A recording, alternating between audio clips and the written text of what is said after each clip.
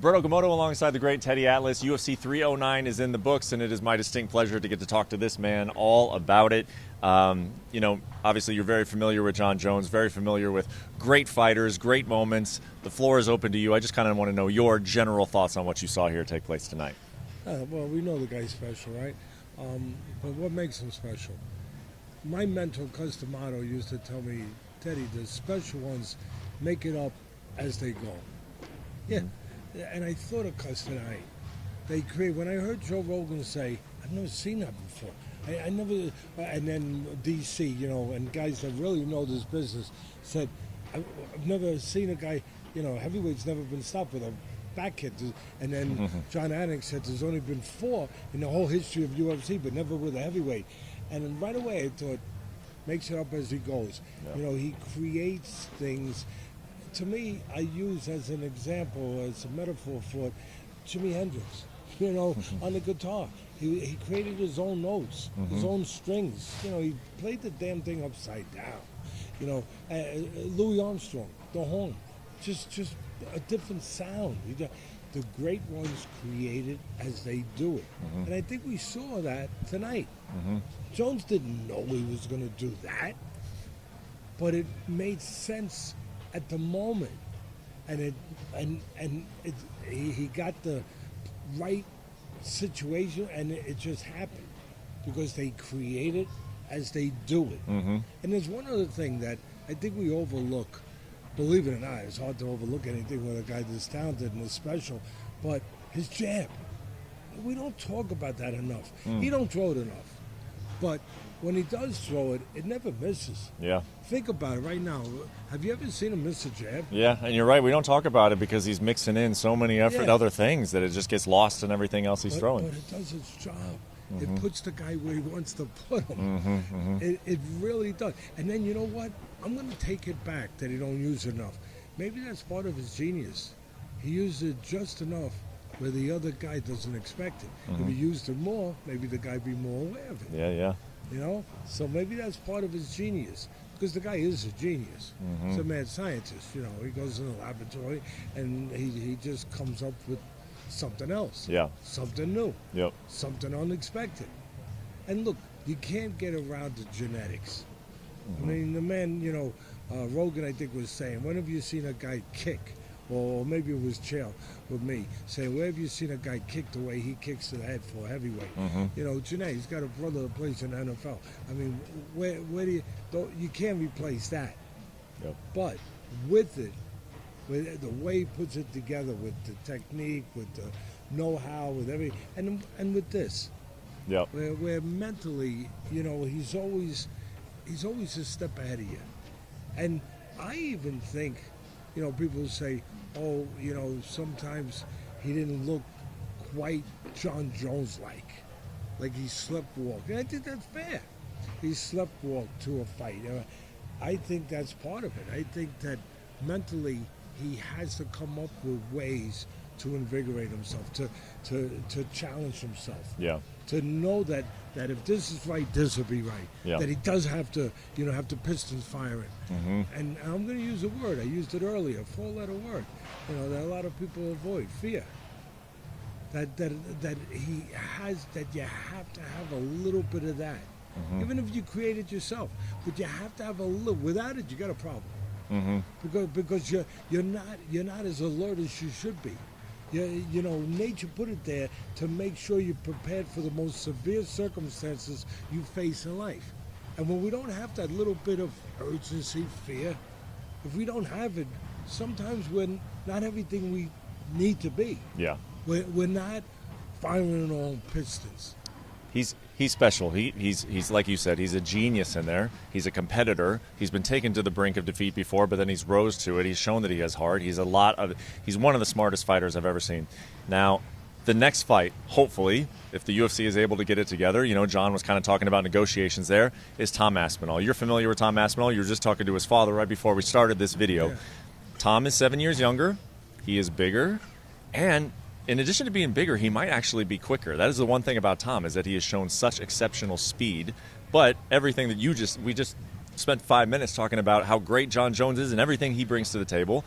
What do you think that fight will come down to? I know it's very early and we got plenty of time to talk about it, but standing here tonight, what do you think that fight will come down to? What I said earlier, I think that the thing that we walk away and there's so many attributes, there's so many things to point a finger at and say, you see that, never saw that before, that kick, you know, you see this, you see all that. But the jab, for me, everything is geometry. Or I should say geography. Geometry, of course, with the punches being straight, different angles, no doubt about that.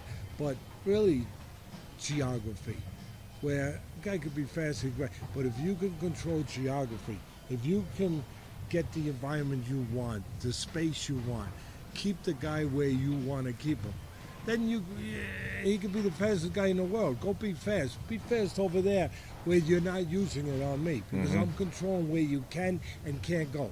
The jab has a lot to say about that.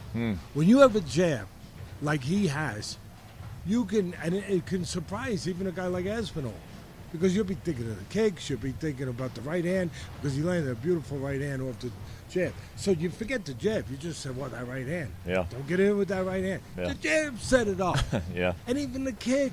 Yeah, I'm going to go out there. I feel like he's got two jabs. He's got one with his hand and one with his foot, because it's so quick. That's a good point.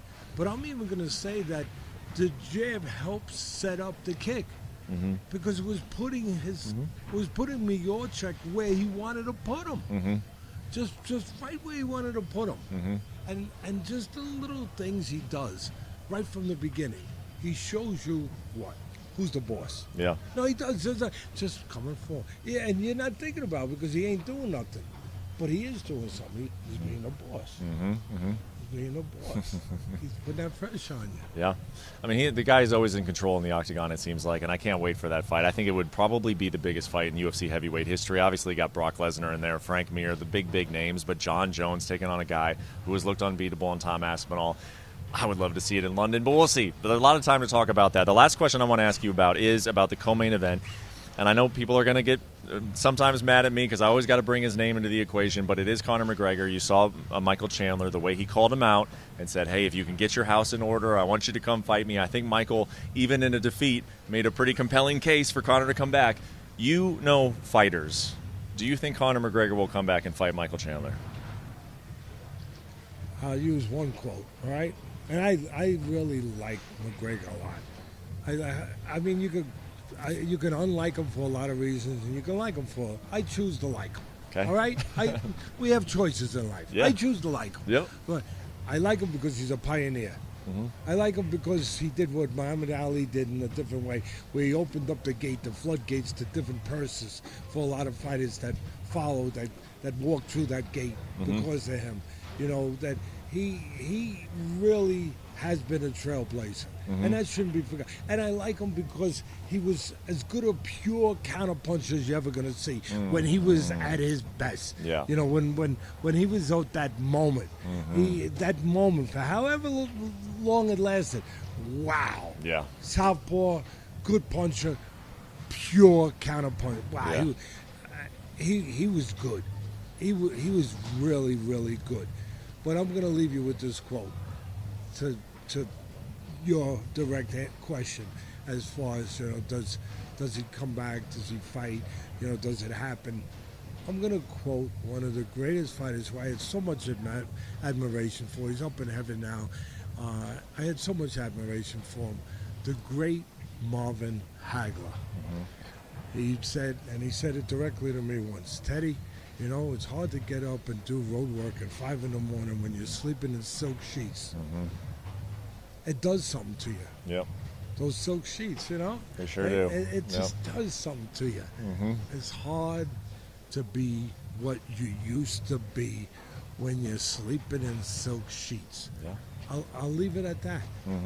I'll leave it at that. And if you're not that guy, I don't care how many fights that Chandler's lost. He's fought nothing but monsters. Yeah. Monsters.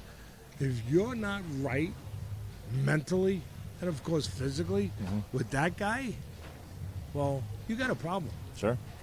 Oliveira, the great Oliveira, I'll say it again. Say it clearly. The great Oliveira had a problem in the 5th round. Oh, yeah. He had a problem because that moment, he's so explosive.